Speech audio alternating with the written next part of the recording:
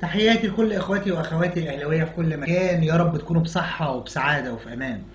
شبانه يضرب من جديد، شبانه يضرب بيد من حديد، شبانه يظهر مدى نجاح النادي الاهلي ومنظومه النادي الاهلي ومنظمه ومؤسسه النادي الاهلي، وفشل ذريع لمرتضى منصور ومؤسسه نادي الزمالك.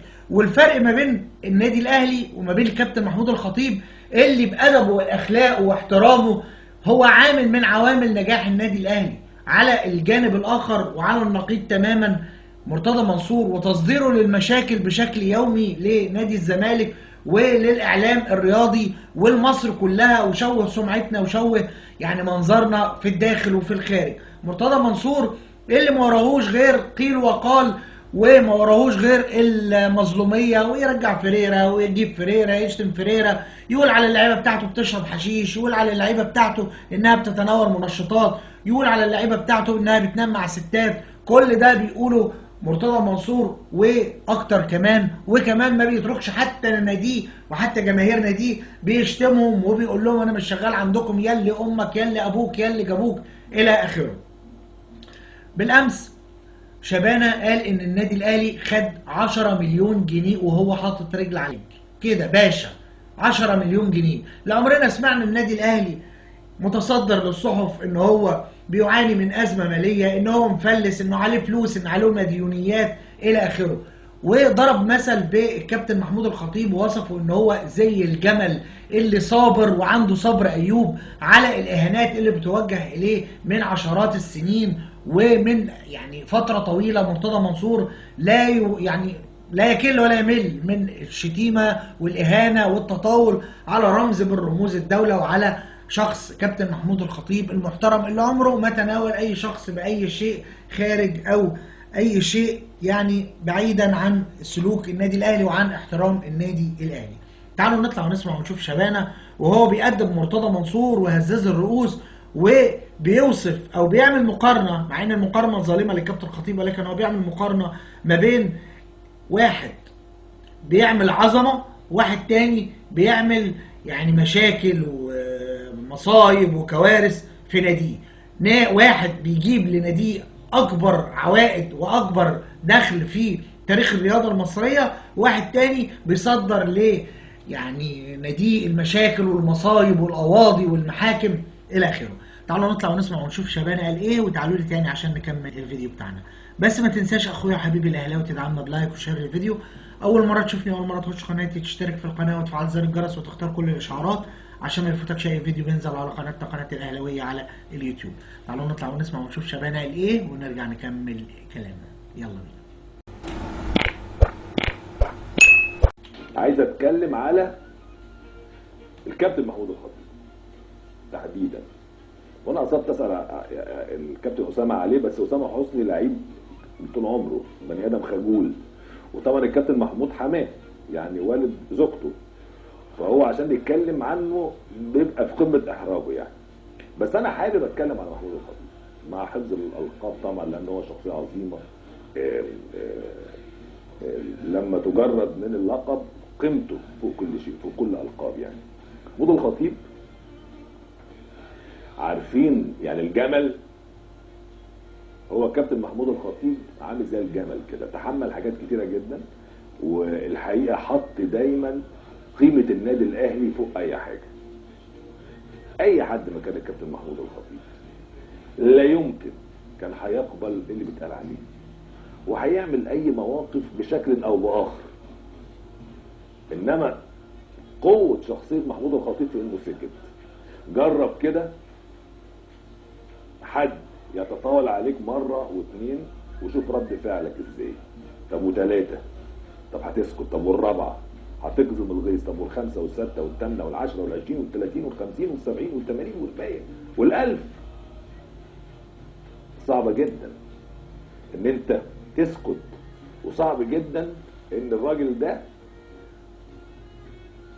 بقيمته دي وبعظمته دي وبعظمه النادي اللي هو رئيسه انه يحط قيمه مصلحه النادي فوق اي حاجه، وقبل كل ده قيمه مصلحه البلد فوق اي حاجه. عشان كده انا متاكد ان ربنا سبحانه وتعالى طول الوقت هيرجع له حقه من غير ما هو يطلب. طب تخيل انا بتكلم على الخطيب بقالي قد ايه وبدافع عنه بقالي، مفيش مره كلمته في التليفون او التقيت بيه. يعني من يوم وفاه الاستاذ ابراهيم حجازي الله يرحمه فات سنه وشهر لم التقي بالكابتن محمود الخطيب نهائيا. الرجل يعمل فقط،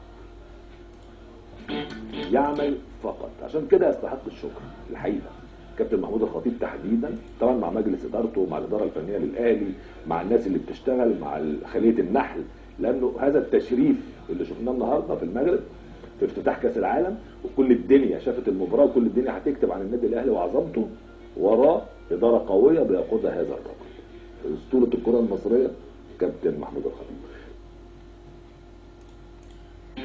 طيب هل انتصار الاهلي العظيم ده هو اللي هنقعد نتكلم عنه كتير النهارده؟ دي نقطه انطلاق للنادي الاهلي، على فكره دي مش نقطه انطلاق الاهلي في كاس العالم، دي نقطه انطلاق الاهلي في 2023.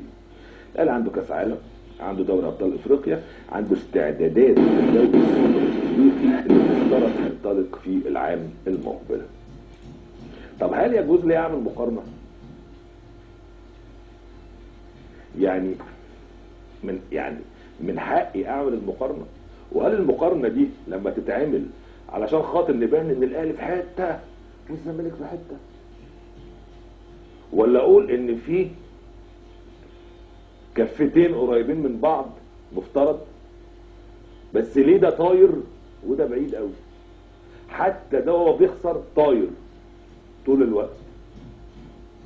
يعني تخيلوا نادي الزمالك اللي بيعاني عشان يأيد لعيب، والاهلي بيلعب كاس عالم للانديه وبيكسب وبيتأهل للدور الرئيسي عشان يقابل بطل امريكا اللي ان شاء الله يكسبه عشان يقابل ريال مدريد، والزمالك مش عارف يقابل بالحج وناصر منسي. يعني لك ان تتخيل الناس ما بتسمع لهاش صوت وطايره، وناس بتسمع كل الصوت طول الوقت، ومشاكل طول الوقت. انا ممكن اعدي لك اخر 10 ايام بس او اخر 20 يوم ومشاكله في نادي الزمالك وتتحسر. يعني لو قعدت احسب لك من اول فتوح ومشكله ماتش اسوان نزولا بالنتائج، بالفيريرا انه مشي وفيريرا انه رجع، بالخناقه اتحاد الكوره، بالخناقه بتاعت كلاتنبرج باللي اتكتب على مستوى العالم في ازمه كلاتنبرج بعبد الحكيم سرار اللي اتشتم رئيس نادي وفاق سكيف، كل ده في 15 يوم. تخيل كل ده في 15 20 يوم. يعني كل اللي انا بقوله ده دي احداث نقعد نشتغل عليها سنه في الاعلام. لا ده احنا مش ملاحقين، مش ملاحقين على الاحداث السلبيه في الزمالك زي ما احنا مش ملاحقين على انتصارات والاحداث الايجابيه في الاهلي. الاهلي النهارده بيلعب بالفانيلا عليها راعي جديد 10 مليون جنيه. الماتش بتاع النهارده ده تخيل 10 مليون جنيه ماتش، الراعي الارجاني الشركه دي اهو 10 مليون جنيه. لك ان تتخيل الاهلي اللي عمرنا ما سمعنا ان عنده ازمه ماديه او عنده ازمه في البنوك او حساب تحافظ عليه او لعيب بيتخانق او لعيب بيشرب حشيش او لعيب ما اعرفش مش عارفين نأيده او مدرب مشيناه ورجعناه ومشيناه ورجعناه او اتهام لرئيس نادي اخر بالسمسره، او عمرنا ما سمعنا الكلام ده في النادي الاهلي. فدي النتائج الطبيعيه المنطقيه.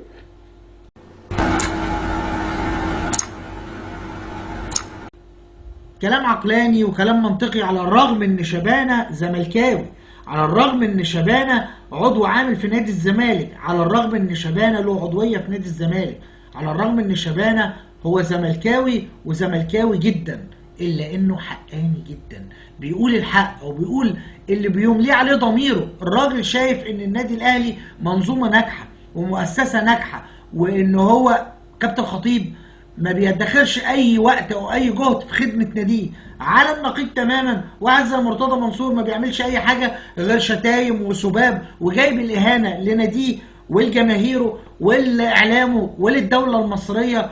ويعني النادي الاهلي نجاح ما بعده نجاح واحترام ما بعده احترام. على الجانب الاخر مرتضى منصور ما بيعملش حاجه غير السباب والشتايم، دي حاجه. الحاجه الثانيه بيقول لك النادي الاهلي امبارح راعي جديد على التيشيرت 10 مليون جنيه في ماتش. يعني بسم الله الرحمن الرحيم، اول ماتش النادي الاهلي 10 مليون جنيه يا فندم، ونادي الزمالك بيئن طبعا، بيئن مش علشان الحجوزات ولا عشان حاجه، لا بيئن عشان السمسره، علشان الفلوس اللي بتتاخد من تحت لتحت، على الفلوس اللي بتتاخد من تحت الترابيزه. ولكم في كلامي خير مثال، وهو رئيس نادي وفاق سطيف اللي طلع فضح الدنيا وقال ان كانوا مصدرين لنا سمسار بياخد فلوس وبتاع عشان يسمسر من هنا ويسمسر من هنا، والباقي يعني انتوا عارفين الليله بيبقى شكلها ايه في السمساره دول، والعقود اللي بتتكتب بسعر وبتتحط بسعر اخر، والورق ورقنا والحكومه حكومتنا والنادي نادينا. يعني حد هيرجع ورانا ولا يقول لنا انتوا بتعملوا ايه ولا بتسووا ايه؟ ولا في هيئه رقابه ولا محاسبات بتحاسب نادي الزمالك. تخيل مفيش لجنه محاسبات واحده تروح تعمل تفتيش على نادي الزمالك نهائي، على الرغم ان في هيئه المحاسبات دي وبتوع الضرايب بيعملوا بشكل دوري على كل انديه مصر، لكن عند الزمالك لا، مش مشكله، سيبوه يعمل اللي هو عايزه، سيبوه ياخد ويحط زي ما هو عايز.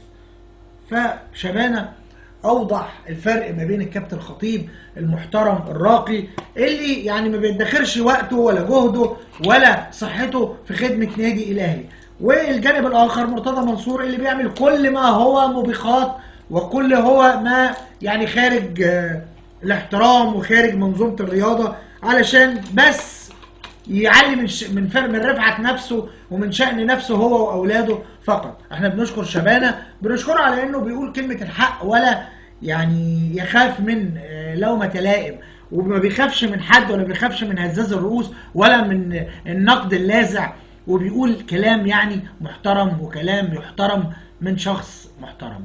ده الفيديو بتاعنا، ما تنساش اخويا حبيبي الاهلاوي تدعمنا بلايك وشير الفيديو. اول مره تشوفني، اول مره تخش قناتي، تشترك في القناه وتفعل زر الجرس وتختار كل الاشعارات عشان ما يفوتكش اي فيديو بينزل على قناتنا قناه الاهلاويه على اليوتيوب. بشكركم مره واثنين وثلاثه وعشرة. كان معاكم اخوكم هاني الشرقاوي، السلام عليكم.